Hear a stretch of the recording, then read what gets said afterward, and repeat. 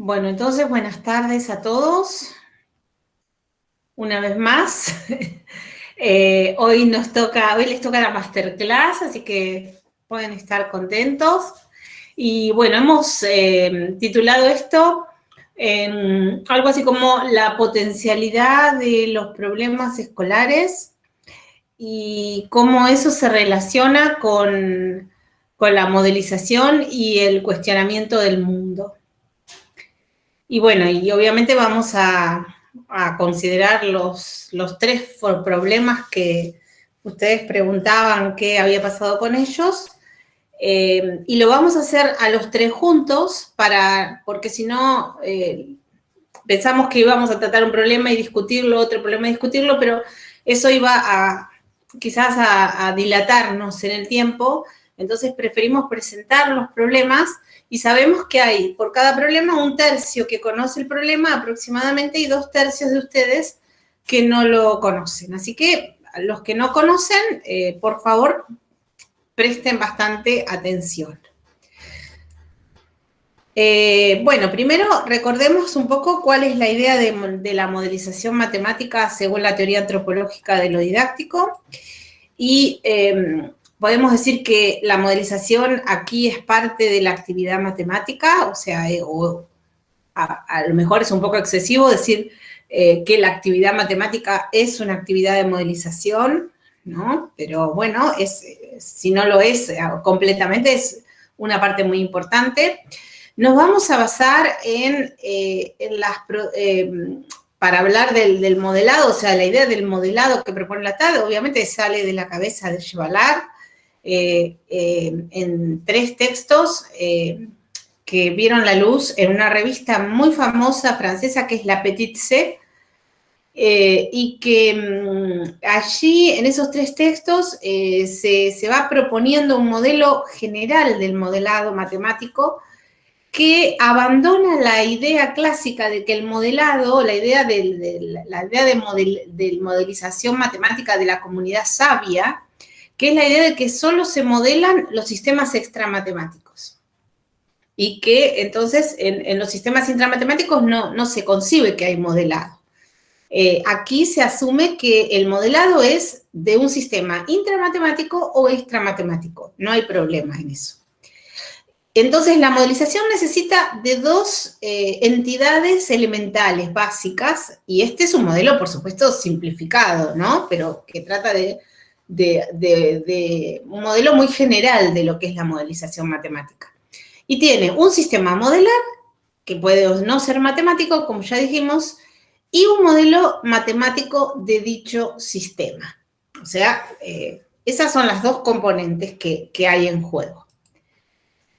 Y tiene, podríamos decir, 3 grandes, el proceso de modelado tendría como 3 grandes fases, ¿no? Definir el sistema primero, o al menos estas son las fases que reconoce Chevalard. Yo creo que hay más cosas, pero después lo hablamos. Definir el sistema especificando los aspectos relevantes y el conjunto de variables que recortan el problema, y el hecho de que las variables se nombran con letras. Acá les recuerdo que los parámetros son variables. Que los parámetros no son nada fijo, o sea, que los parámetros son variables que alternativamente y ocasionalmente se decide tomar como fijas. O sea, y las variables tampoco son universalmente variables. Las variables pueden volverse parámetros. Luego se elabora un modelo estableciendo un conjunto de relaciones entre las variables que se formulan matemáticamente, ¿no? Pero se supone, como ustedes han experimentado, que en la fase 1 tiene que haber un trabajo que inicialmente creo que puede no ser estrictamente matemático, que es entender bien cuáles son las relaciones que están en juego para luego preguntarse bastante tardíamente, me parece a mí, cómo se van a escribir matemáticamente. Y esto sobre todo cuando las personas que están modelando no son expertas, ¿no? Fundamentalmente.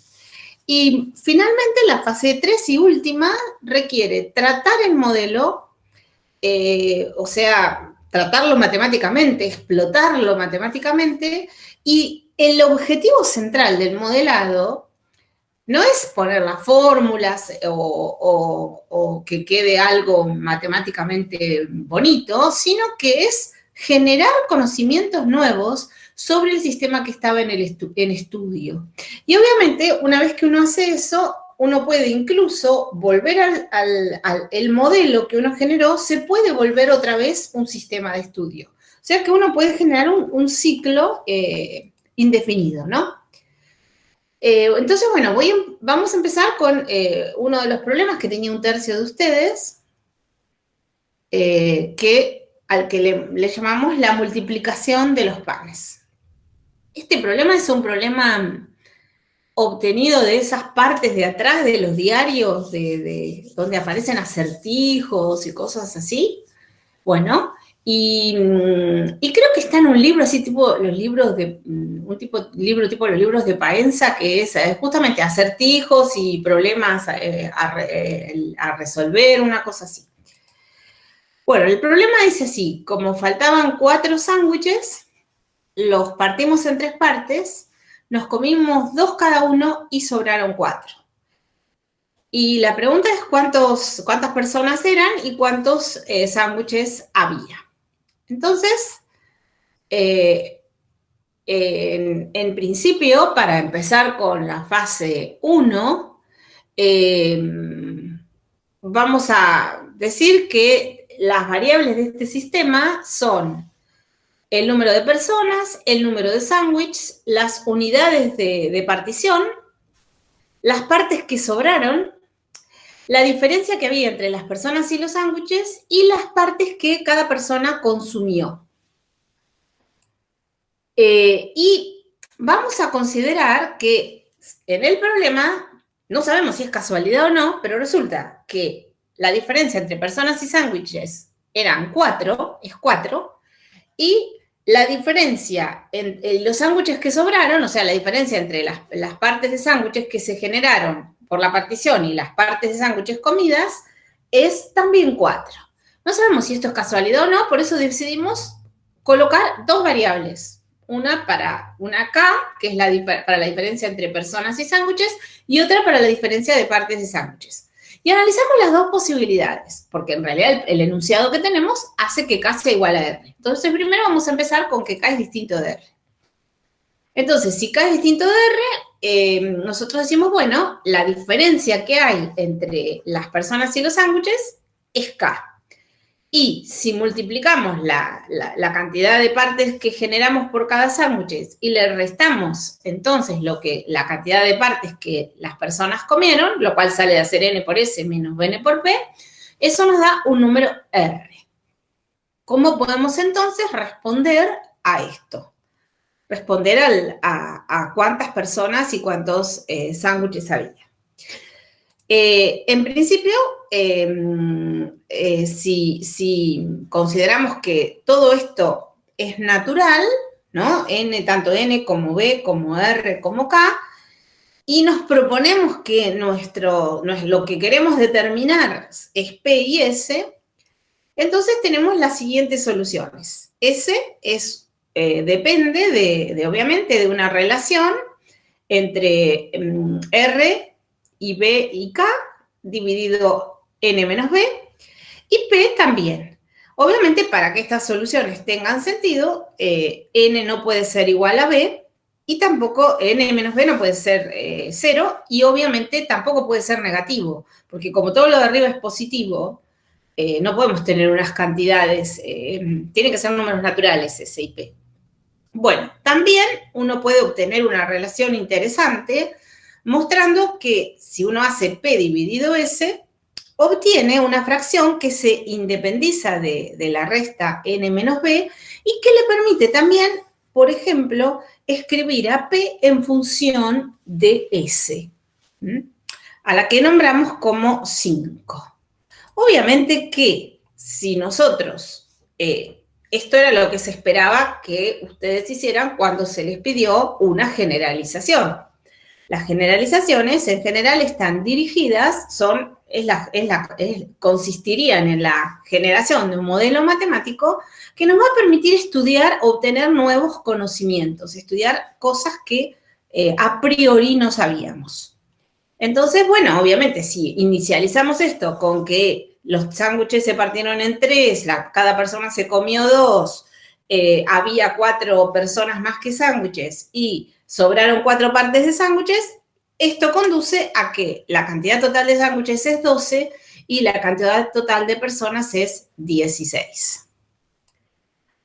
Ahora, si yo, por ejemplo, tomo la expresión 5, la 1 y la 5, voy a tratar de hacer algo que es poner acá tiene que ser un número que no puede ser 0, porque si puede ser 0, pero en realidad no tiene sentido partir los sándwiches si hay la misma cantidad de personas que sándwiches. Y obviamente tiene que ser un número positivo, ¿no? Y tiene que ser un número natural. Entonces, si nosotros nos tomamos el trabajo de averiguar cómo queda acá en relación a otras variables del problema, fíjense que de esta manera no estoy diciendo que K es un parámetro, sino que K es una variable para mí en este momento que va a depender de S, o sea, de la cantidad de sándwiches que hay, de la diferencia entre N y B, de R, en el caso en que esté generalizando el modelo, y de B, ¿no? Siendo todos estos naturales. Obviamente B es natural, o sea que no puede ser 0. No es 0. Los valores de K admisibles, entonces, tienen que ser, como dije antes, no 0 y tienen que ser números naturales. Entonces, se van a obtener cuando el numerador sea múltiplo de B. Ahora, ¿qué pasa? Si yo me tengo que atener al problema que me dieron, en realidad, a mí me dijeron 4 y 4. Entonces, yo podría hacer un análisis también diciendo, bueno, ¿qué pasaría si K fuera R a partir de lo que había escrito antes? Bueno, si K fuera R, la cosa me queda bastante más cómoda. Y entonces, simplemente P menos S es K y la ecuación que me formula la relación entre las partes que genero y lo que se come también es K. Y las soluciones para este sistema son más bonitas, podríamos decir, son menos, dependen de menos cosas, y las soluciones dependen de B más 1, del cociente B más 1 sobre N menos B por K, para el caso de los sándwiches, o de N más 1 sobre N menos B por K para el caso de las personas. Obviamente N tiene que ser mayor que B. Entonces, si yo hago operaciones otra vez, yo obtengo un cociente, ¿no? Que me dice que la relación entre personas y sándwiches tiene que ser igual a N menos 1 sobre B más 1. O bien que las personas están relacionadas con los sándwiches por esa fracción. Ahora, ¿qué pasa si K igual 0, no? Si K igual 0, esto implicaría que P es igual a S. Si P es igual a S, entonces esta relación vale 1. Y entonces, a lo que concluyo es que N tiene que ser igual que B. Entonces, en este caso, el sistema no estaría bien representado, ¿no? Porque N tiene que ser mayor que B. Ya lo vimos para que estas tengan solución. Entonces, concluyo que K es mayor que 0 necesariamente, y esto supone que P es mayor que S, también, si K es mayor que 0, entonces P es mayor que S, entonces también que P sobre S es mayor que 1 y que esta fracción que tengo acá, en este caso, va a ser siempre mayor que 1. En particular, otra vez, si yo utilizo el sistema que me habían dado originalmente, ustedes ven que con los valores llego, por supuesto, a la misma solución, ¿no? Ahora, ¿qué pasa otra vez con la relación que hay entre K y, por ejemplo, los parámetros? La cantidad de particiones que hice, la cantidad de cosas que se comieron. Bueno, K está vinculado, como ustedes pueden ver, con N, con B, y también con la cantidad de sándwiches. Entonces, en este caso, la relación es entre K y S. Ahora, fíjense, si K tiene que ser un número natural mayor que 1, entonces, si esta fracción diera un número natural, entonces K también sería natural, ¿no? K también sería un número natural. Entonces, para cualquier K que nosotros pudiéramos querer obtener, si partimos de S igual 1, o variamos S, ¿no? Lógicamente, existirá una solución entera positiva. Es decir, todos los K serán posibles partiendo de n igual 1, en ese caso, de S igual 1. Ahora, K, el valor que multiplica a S para obtener K, este factor, podría ser también un número fraccionario, porque ya dijimos que tiene que ser mayor que 1, pero podría ser una fracción mayor que 1. ¿Qué va a pasar entonces? ¿Cómo se van a conseguir esos valores de K naturales? Se van a conseguir, solamente voy a poder conseguir esos valores naturales si S es un múltiplo de B más 1. Quiere decir que no todos los K son posibles para un N y un B dados, ¿no?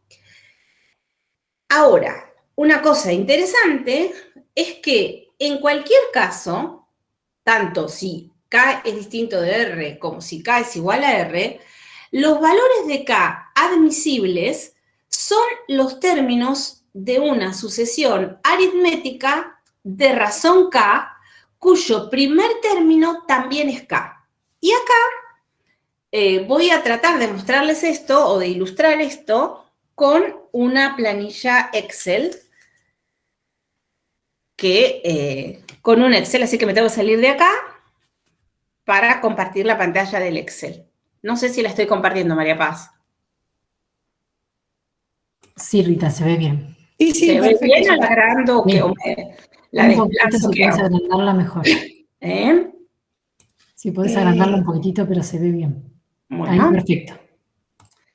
Bueno, por ejemplo, les quiero mostrar para el caso general que supongamos que N vale 3, B vale 2 y K vale 4, ¿sí? Y R vale 1. Entonces, si yo programo esto, yo voy a ver que tengo 13, P vale 13 y S vale 9, ¿no?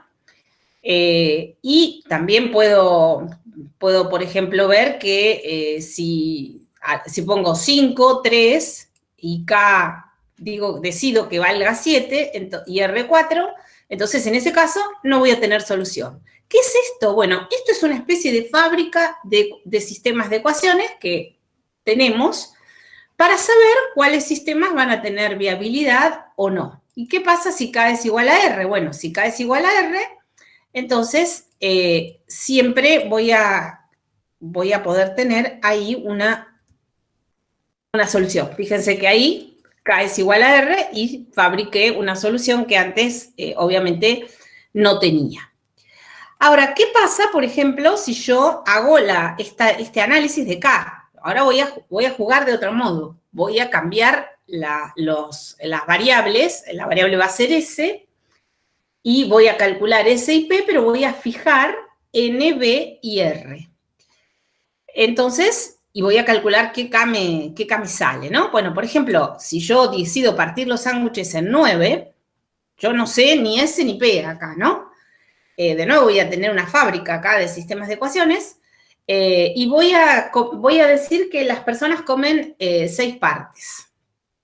Que en el caso de las partes sobran 3, y entonces lo que ocurre, como ustedes ven, es que en ese caso yo voy a tener un K admisible, ya dije que 0 no puede ser, yo voy a tener un K admisible para 1, ¿sí? En ese caso, pero también voy a tener un K admisible para 3, ¿sí? Para 2, para 3, no sé si los ven, para 4, para 5, o sea que los K van a ser una sucesión, a los K posibles que voy a tener, poniendo N igual 9, B igual 6 y R igual 3, los K posibles que voy a tener y el sistema va a tener solución, en estos casos, en estos casos no va a tener solución, Esos K admisibles van a ser una sucesión aritmética que empieza en 1 y que la razón es una sucesión aritmética de primer término K y razón K.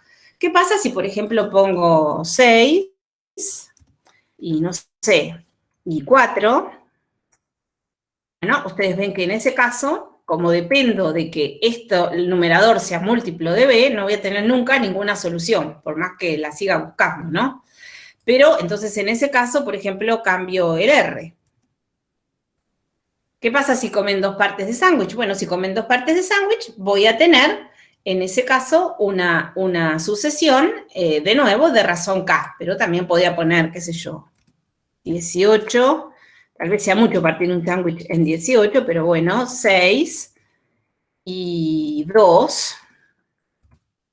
Y en este caso no voy a tener ninguna solución, ¿no? Se ve que no, creo que no voy a tener soluciones, ¿o sí? Sí, voy a tener soluciones, siempre. Perdón. Voy a ver que en ese caso K puede valer 1, ¿no? Ahí no voy a tener solución de P. No voy a tener ninguna solución en este caso, por más que tenga acá admisibles, no tengo soluciones. ¿Qué pasa si vale 3? A ver, menos. ¿Qué pasa si divido en 8 partes?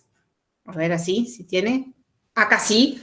Y entonces lo que veo es que tengo soluciones para ciertos valores de K, en este caso para este, y fíjense, los valores de K van a ir de 5 en 5, van a ser una sucesión aritmética, ¿sí? Que va de 5 en 5, ¿sí?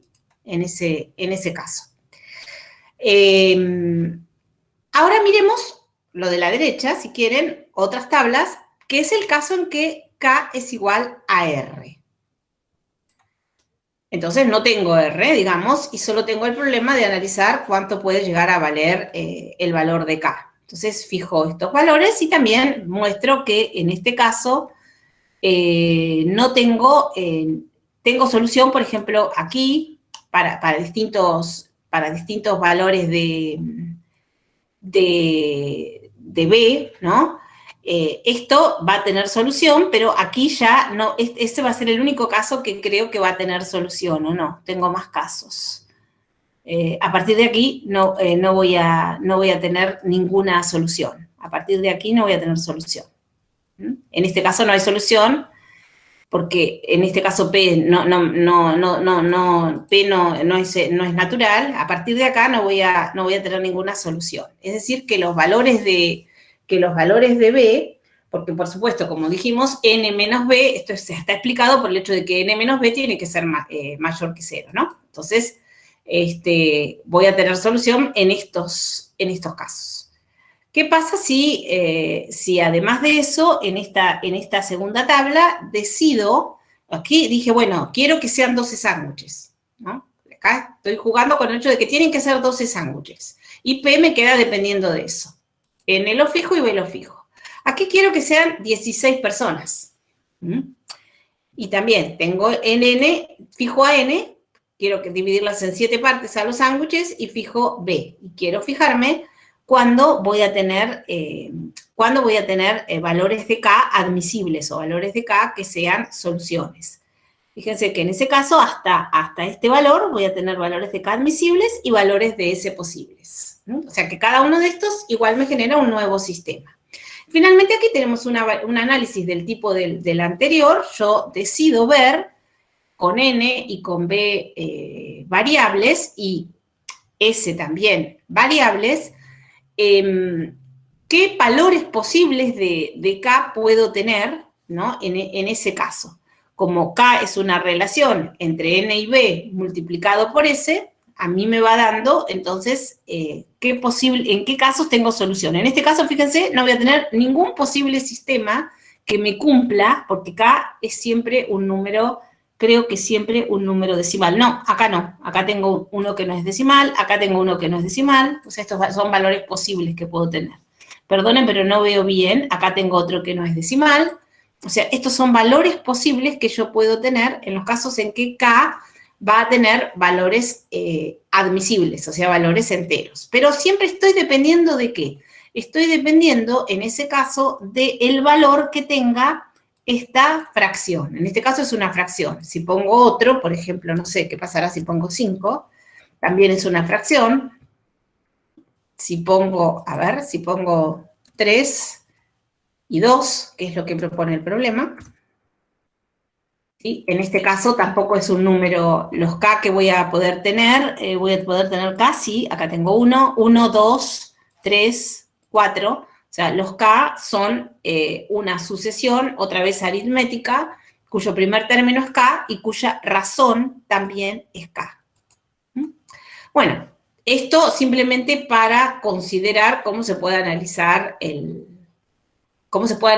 esas fórmulas que obviamente supongo que escolarmente pueden ser muy abstractas, pero evidentemente la cantidad de relaciones que se establecen entre los números da para hacer un análisis bastante interesante de lo que sucede con el problema.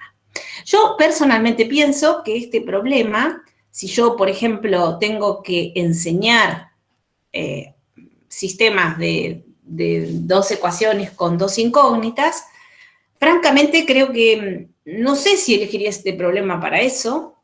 Tiene una ventaja para mí, que es que me permite construir un modelo no traductivo, y eso para mí es fundamental, porque hacer modelos del tipo el doble de la edad de Juan más la de Pedro es igual a 18, y después la diferencia de Juan menos Pedro es igual a no sé qué, eso no es algo apropiado para algebrizar, ni para modelar, porque se supone que es muy raro que uno tenga las ecuaciones de las fórmulas matemáticas del modelo servidas.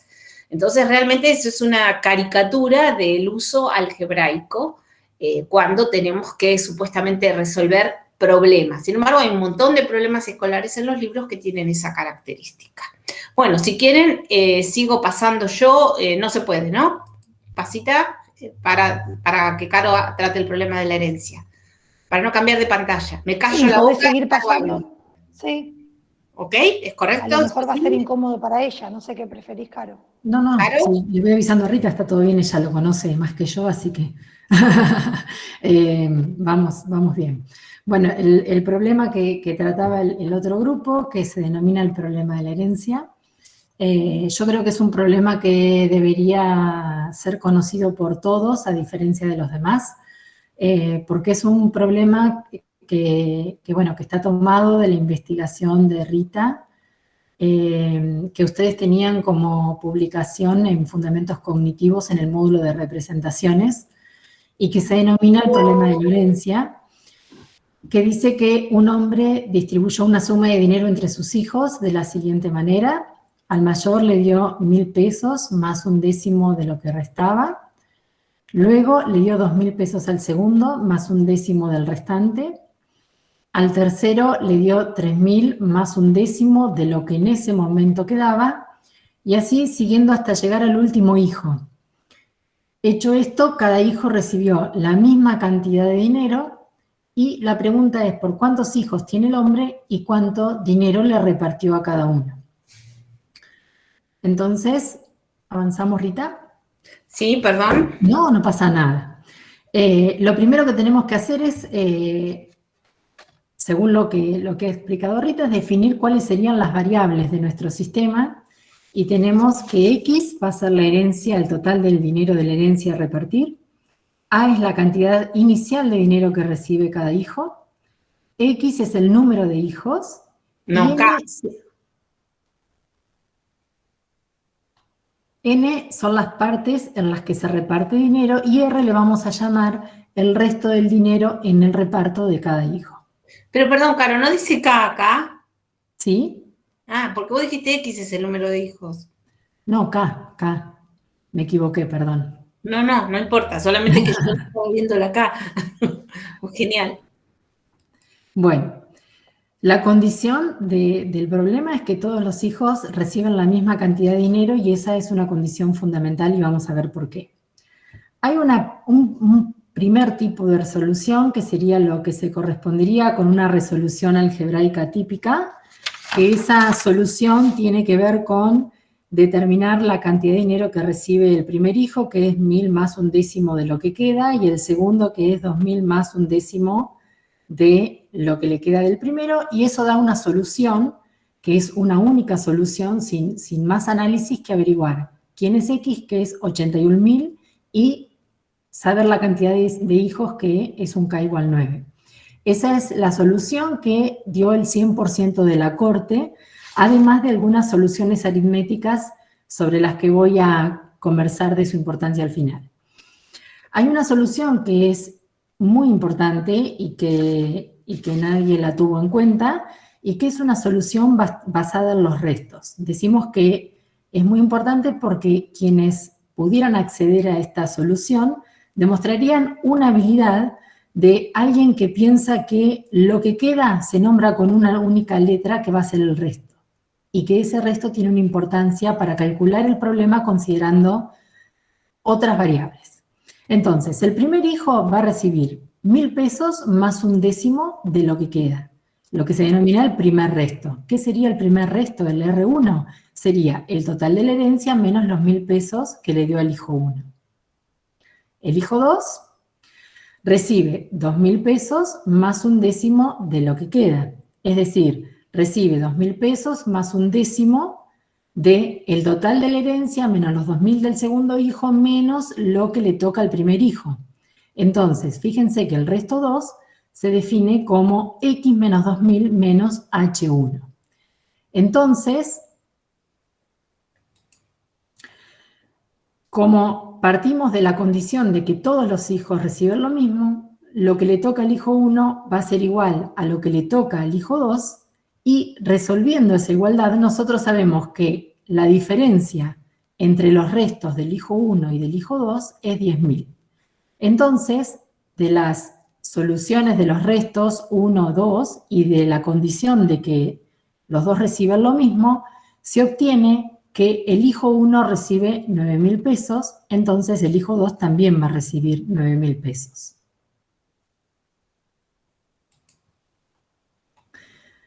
Reemplazando ese conocimiento, o sea, reemplazando en la ecuación 1, sabiendo que el hijo recibe 9.000 pesos de la primera ecuación, sabemos que el total de la herencia son 81.000, y por las fórmulas 2 y 4 sabemos que lo que queda del primer hijo son 80.000 pesos, lo que queda del segundo hijo son 70.000, y que como todo lo que se reparte entre los hijos es en partes iguales, la cantidad de hijos va a ser 9. Esto es una solución basada en los restos, estableciendo una comparación entre el dinero que van a recibir los dos primeros hijos. Hay otra solución que se denomina solución algebraica, formulada para más de 2 hijos. Vemos que la solución del primero y el segundo es lo que acabamos de definir, y agregamos al tercer hijo, un clic más, Rita, que al tercer hijo le corresponderían 3.000 más un décimo de lo que queda, y eso que queda está definido como el total de la herencia menos los 3.000 que le dio al hijo 3, menos 2 veces que lo que le dio al hijo 1, porque todos los hijos reciben lo mismo. Una característica en estas soluciones basadas en los restos es que todos los restos van a tener dos variables. Una variable es la cantidad de hijos, el total de la herencia, y otra es el dinero que recibe el primer hijo. ¿Sí? Fíjense que todas quedan dependiendo de H1. Entonces, retomando siempre la misma condición de que todos los hijos reciben la misma cantidad de dinero, pero nosotros no sabemos cuántos son los hijos, ¿sí? Sabemos que va a haber un último hijo que le hemos denominado H sub K. Entonces, el total de la herencia la podemos definir como K por H sub K. Es decir, la podemos definir como el número de hijos por el dinero que recibe el último de los hijos. Entonces, si por ejemplo, nosotros igualamos el dinero que recibe el segundo hijo y el tercero, obtenemos que la diferencia es de 10.000, y por las ecuaciones 4 y 6, nos queda que el último hijo va a recibir 9.000 pesos y que por lo tanto todos los hijos van a recibir 9.000. Fíjense que en este caso no estamos partiendo nosotros en esta solución, no estamos partiendo de buscar inicialmente la cantidad total de la herencia, sino lo que estamos haciendo es evidenciando aspectos de la situación que son fundamentales y es trabajar con el dinero que nos queda, ¿sí? Entonces, recuperando siempre nuestra fórmula inicial para el primer hijo, nosotros sabemos que el dinero que recibe el primer hijo va a ser 9.000 y se obtiene que el total de la herencia es 81.000. Por otro lado, sabíamos, por la condición de que todos reciben lo mismo, que el total de la herencia es K por lo que recibe cada hijo. Entonces, ese K, que es el número de hijos, se puede determinar por el total de la herencia dividido lo que recibe cada hijo, y lo que nos da por resultado es que la cantidad de hijos son 9. Pero, ¿cuál es la diferencia con la solución anterior? En este caso, nosotros lo que determinamos también es que el último hijo, es decir, el hijo K, lo que va a recibir es 9.000 pesos, pero el resto de lo que queda es 0. Entonces nosotros podemos determinar de este modo que para el 9º hijo, ahí se acaba la división de la herencia porque el resto da 0. Con esto que... ¿Podemos avanzar, Rita? Con esto que decimos... Lo que decimos es que el dinero se reparte totalmente para el último hijo. O sea que sabemos que al 9º hijo se acaba el dinero para repartir y que entonces esa cantidad de dinero por cada hijo se puede definir como 1.000 por K. Y también, como ya habíamos dicho que el total de la herencia era K por el dinero que recibe cada hijo, si nosotros reemplazamos o igualamos esas dos expresiones, o sea, las expresiones son equivalentes, obtenemos que el total de la herencia es la cantidad de hijos al cuadrado por 1.000, o sea, K cuadrado por 1.000. ¿Esto qué muestra? Esto muestra que la solución se puede obtener de igualar cualquier par de hijos consecutivos, no el primero y el segundo como la situación anterior, y es posible plantear una generalidad que deriva no en la cantidad de dinero inicial, sino en el comportamiento de la sucesión de los restos. Pero acá aparentemente aparece una forma general o un modelo de resolver el problema, pero no nos salimos hasta acá del hecho de que la cantidad inicial de dinero que recibe cada hijo es 1.000, 2.000, 3.000 sucesivamente. ¿Qué pasa entonces si nosotros partimos de la condición de que todos los hijos reciben la misma cantidad de dinero y definimos, ¿una más, Rita? Por favor, ahí está. Definimos que la cantidad inicial que va a recibir el primer hijo va a ser una cantidad A. La parte, digamos, en la que se reparte el dinero va a ser un número n mayor que 1. Entonces nos queda que el primer hijo va a recibir A más 1 sobre n por x menos A. De la misma forma que habíamos planteado en los casos anteriores, el segundo va a recibir el doble de A, porque era 1.000, 2.000, el doble de A más 1 sobre n por lo que queda, ¿sí? El resto 2.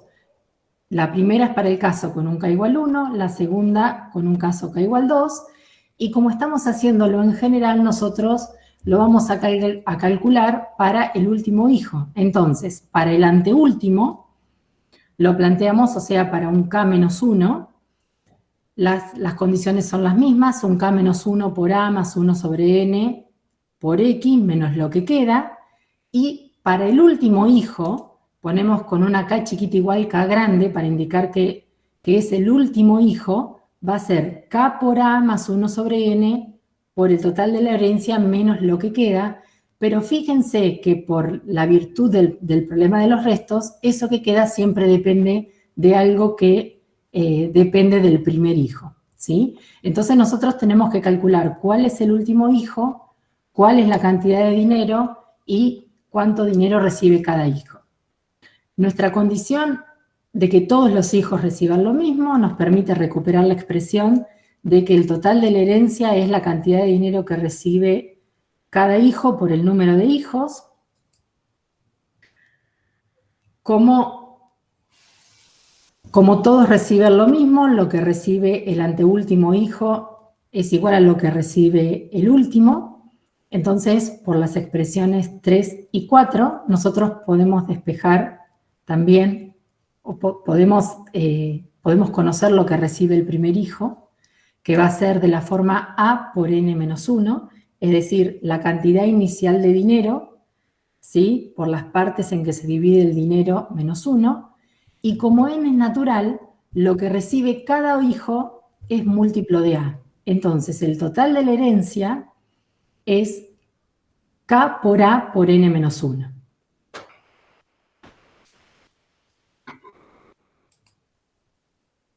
Bueno, de la expresión 5, donde nosotros decimos que todos los hijos obtienen lo mismo, nosotros podemos igualar H1 y HK y obtenemos que la herencia, el total de la herencia es A por n-1 al cuadrado.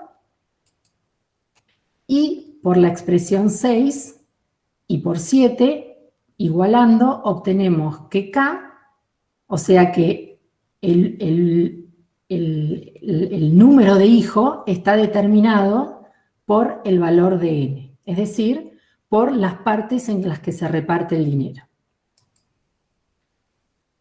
En la fórmula 4, cuando nosotros establecemos la cantidad de dinero para el último hijo, si nosotros sustituimos ahí K por n-1, se obtiene que el resto de dinero para el último hijo es 0 y que la cantidad de dinero que recibe ese último hijo es del tipo K por A. En ninguno de los casos, como dijimos al principio, se llega a una solución que va más allá de lo que nosotros denominamos la resolución algebraica típica. Hay un montón de soluciones que quedaron, o algunas, no un montón de soluciones que quedaron en el camino, cuando a ustedes se les pidió encontrar el modelo y obtener la generalización, como por ejemplo un esquema que es estrictamente aritmético, que lo plantea Nies en su respuesta, y que tiene que ver con soluciones numéricas al problema de la herencia. Y si ustedes ingresan a la publicación, que la tienen disponible o que la pueden acceder del módulo del año pasado de Fundamentos Cognitivos, porque la tienen con un link a la publicación, van a darse cuenta que estas expresiones generales, que este modelo general, en el fondo, no hace más que explicar las soluciones posibles y las relaciones posibles entre las variables del sistema, ¿sí? Entonces, todos los que abandonaron las soluciones numéricas por la generalización pretendida, está bien porque una generalización es de este tipo, pero no quiere decir que esas soluciones numéricas no tengan importancia. Es decir, es valioso reconocer que más allá de las características de la generalización de este modelo, hay un montón de técnicas aritméticas y algebraicas que permitirían en un nivel escolar obtener soluciones al problema del reparto de la herencia que van más allá de la resolución algebraica típica que quedaría en las dos ecuaciones que todos han formulado y que no consistió más allá de ir en una igualación y en averiguar las dos variables. Así que bueno, los invito a recuperar la publicación de Rita y de Lucy Banks Leite y especialmente poner un ojo a la respuesta de Alicia, que realmente es muy interesante. Bueno, gracias, Rita. Bueno, pasamos entonces al último problema. Para los que no lo conocen, el problema dice, te proponen que si colaborás con ciertas tareas del hogar, podrían pagarte cada día durante N días. Las formas de pagarte propuestas: se paga K centavos el primer día, en la forma 2, K por A centavos, la forma 1, perdón, K por A centavos el segundo día, K por A al cuadrado centavos el tercer día, K por A al cubo centavos el cuarto día, y así sucesivamente. En la forma 2, te van a pagar B pesos el primer día, B más C pesos el segundo día, B más 2C pesos el tercer día, bueno, y así sucesivamente. Lo que hay que responder es cuál sería la forma más conveniente. Entonces, de este problema, Rita, si vos me pasás la que sigue, tenemos que en la forma 1, las variables del sistema son el dinero que se recibe el primer día, K es el dinero, A es el dinero por el que multiplico cada día, y T es el día. Entonces podemos obtener una fórmula para la forma 1 que está dada por A por K a la T menos 1. En la forma 2, las variables ahora del sistema van a ser B y C, que pertenecen a los reales, y T que pertenece a los naturales, ¿sí? Porque estamos considerando los días. Entonces T vuelve a ser los días, B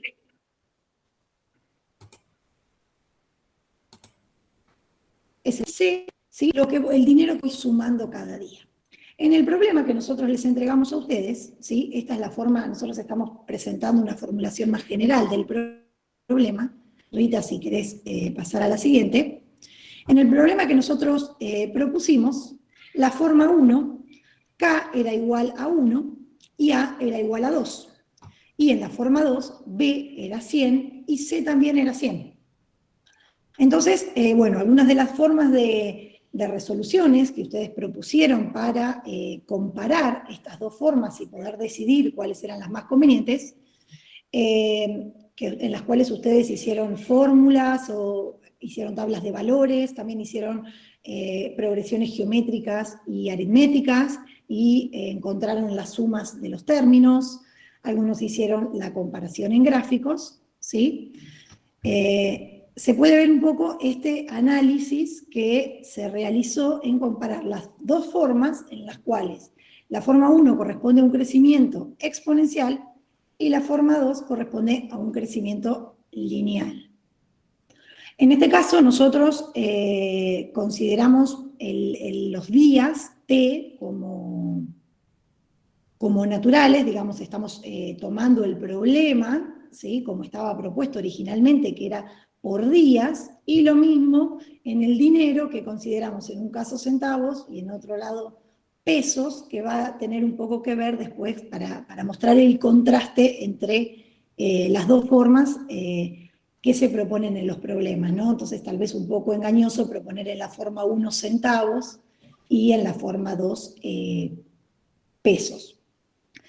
Bueno, en todas las resoluciones que presentaron ustedes, inclusive la mayoría de los casos en donde pedimos una generalización del problema, estos parámetros K, A, B y C estaban inicializados, ¿sí? Nosotros más adelante vamos a mostrar un Excel también que realizamos con algunas planillas, donde mostramos que también se puede hacer un análisis de qué pasa si nosotros variamos K, variamos A, B o C, qué es lo que pasa con las relaciones y qué es lo que pasa con las curvas que vamos obteniendo. Y un poco para analizar qué es lo que pasa con los modelos hallados, ¿sí? Nos vamos a enfocar ahora específicamente en el modelo del crecimiento exponencial, no tanto en el modelo de crecimiento lineal, porque bueno, ahí ya sabemos todos que la tasa de crecimiento es constante. Entonces vamos a estudiar un poco qué pasa con los crecimientos exponenciales.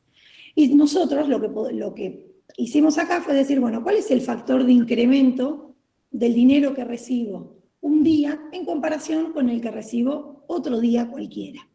Entonces, acá comparo lo que recibo un día X con un día anterior, y lo que se obtiene en estas fórmulas es que vemos que cuando nosotros aumentamos a t en una cantidad h, ¿sí? De tiempo, de unidades, la función que tenemos va a aumentar o también va a disminuir, dependiendo de los parámetros que nosotros tengamos, pero va a tener una diferencia respecto del estado anterior que también es exponencial. Y ese factor de incremento depende exclusivamente de H, ¿sí? Depende de esas unidades que yo me estoy creciendo, ¿sí? Entonces, otra cosa que podemos analizar acá es, bueno, si H es igual a 1, yo podría comparar qué pasa en una función exponencial, ¿sí? Cuando yo analizo dos valores consecutivos. Y aquí encuentro que tengo la constante A, ¿sí? Es decir, la A es la razón, ¿sí? de esta función exponencial. Otra cosa que podemos hacer, por ejemplo, es calcular el incremento relativo, es decir, bueno, ¿cuál es la tasa de aumento? Nuevamente, entre dos días distintos en el dinero que recibo. Entonces voy a calcular el f de t más h menos el f de t sobre f de t, y nuevamente voy a encontrar que esa tasa, ¿sí? Varía exponencialmente. Y nuevamente esa variación depende de h, depende del incremento. ¿Cómo hacemos para obtener esa tasa de variación? Bueno, lo hacemos multiplicando, ¿sí? Por el 100% a ese número que me da, que está dependiendo de h. Más adelante también vamos a mostrarlo con algunas tablas que nosotros hicimos, cómo podemos analizarlo numéricamente y cómo lo analizamos con el caso particular que teníamos en el problema. Bueno, y por último, otra cosa que hicimos fue analizar el cociente incremental de la función. Entonces, si nosotros tenemos la poligonal, en este caso vamos a hacer la variación de f sobre la variación de t, como se puede ver aquí, y lo que vamos a encontrar, si haces otro clic, Rita, es, bueno, ¿cuál es la pendiente de la recta secante que me une esos dos puntos? Haciendo los cálculos, nosotros podemos ver aquí que la pendiente de la recta secante es la función evaluada, discúlpenme que ahí me quedó un d, pero sería un t, es la función evaluada en ese tiempo t multiplicado por una constante que vamos a llamar ahora beta.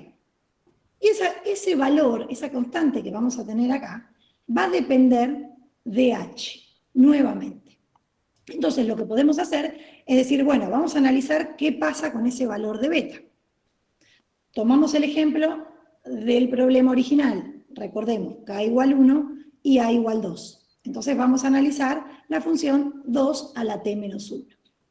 Cuando h crece, ¿sí? Y es mayor que 1, ¿sí? Ahorita si vos me haces otro clic, lo que vamos a encontrar son las distintas pendientes de las rectas secantes a medida que h se hace cada vez más grande.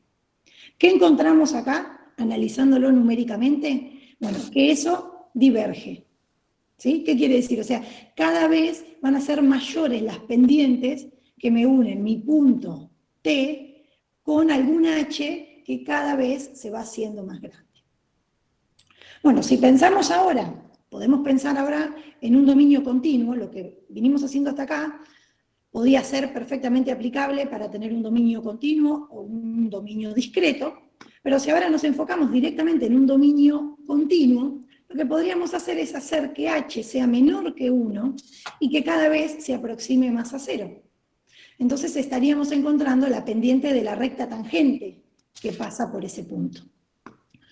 Cuando hacemos esto con una tablita de Excel, lo que podemos ver es que a medida que h se hace cada vez más pequeño y se aproxima mucho a 0, el valor de beta converge. Y converge a un número, ¿sí? Que nosotros lo podemos ver acá, y tal vez es un número un poco raro, en este caso es un 0,6931,4, más o menos, es donde más o menos ya está estancado este valor, ¿sí? Nosotros podríamos seguir más en la tabla de Excel, de hecho después lo podemos hacer, pero podemos ver que la función ya se queda ahí. Y si bien no podemos saber rápidamente o de una manera trivial qué valor es ese, sí sabemos que ese valor se aproxima al logaritmo natural de 2. ¿Sí? Y conforme yo pueda ir cambiando ese valor de 2, ¿sí? Que se corresponde con el valor de A. Yo podría probar con A igual 3, con A igual 5, y siempre voy a ver que este beta se va a aproximar al logaritmo de la base. Entonces, ¿qué estaríamos probando de esta manera? Y bueno, lo que estamos probando es que la derivada de una función exponencial es igual a la función exponencial multiplicada por el logaritmo de la base. Y esto, claramente, toda esta parte de las derivadas es algo que es muy difícil tratable en la escuela secundaria, pero haciendo un análisis a partir del modelo que obtuvimos, nosotros podemos llegar a hacer una aproximación de esa idea y de esa característica muy particular de las funciones exponenciales. Rita, si querés que pasemos al Excel para analizar un poco, por ejemplo, acá, vas a tener que achicar tal vez un poco la pantalla. Lo que podemos ver, por ejemplo, es que a partir de utilizar una planilla de Excel, se podrían ir variando los valores de K, los valores de A, de B y de C, ¿sí? Para ver qué características tienen las curvas que se van formando, ¿sí? Acá hicimos las poligonales de cada curva, y poder hacer la comparación. Por ejemplo, esto nos permitiría analizar qué pasa si nuestra base fuera menor que 1. Entonces ahí, si nosotros de repente el 2 lo transformamos en un medio, se podría analizar en el contexto de la situación, y bueno, no, la verdad que no nos conviene si nos pagan 0,5 por día al cuadrado. ¿Por qué? Porque cada día, ¿sí?, estaríamos cobrando menos. No se ve por la escala del gráfico, exacto. Sería una función decreciente. Entonces eso nos permitiría justificar que en nuestro problema ese A, ¿sí?, tiene que ser mayor que 1. Después analizar qué variaciones tiene el K, qué pasa con el B y con el C, y uno podría hacer todo ese juego y analizar las comparaciones de los dos crecimientos. Si nos vamos para el costado, para ir para la izquierda, nuevamente nosotros podríamos analizar acá todas las propiedades que enunciamos de las funciones exponenciales. Por ejemplo, acá estamos en el caso del problema y estamos analizando qué pasa si consideramos un h igual 2. Entonces podemos ver que el incremento relativo, ¿sí?, que está en el segundo celeste, Rita, ¿sí?, ese incremento relativo es 2 a la 2. ¿Por qué? Porque A vale 2 y H vale 2. Si nosotros ahora lo cambiamos, podemos ver aquí que el incremento relativo sería 2 a la 3, como habíamos mostrado hoy en la PPT. Y paralelamente, cuando vamos a la tasa de incremento, podemos ver aquí que si el A vale 2 y el H vale 3, acá tenemos cuando hacemos las cuentas, tenemos el 2 a la 3, que es 8, menos 1, y eso nos da 7. Y bueno, al costado lo que tenemos es un análisis de, bueno, qué pasaba con las H's. Ahí podemos ver que no encontramos mucha relación con las H's porque es muy variable, pero más abajo analizamos la constante beta. Ahí un poquitito a la derecha. Y ahí podemos ver, en el caso que diverge, bueno, es bien claro, y en el caso que converge, en este caso converge al logaritmo de 2, pero si quisiéramos podríamos cambiar arriba y poner que el A valga 3, y podríamos comprobar que ese valor aproximadamente es logaritmo de 3. Logaritmo natural de 3. Los invito a que lo hagan si quieren con la calculadora. Pero bueno, esa es otra forma de hacer un análisis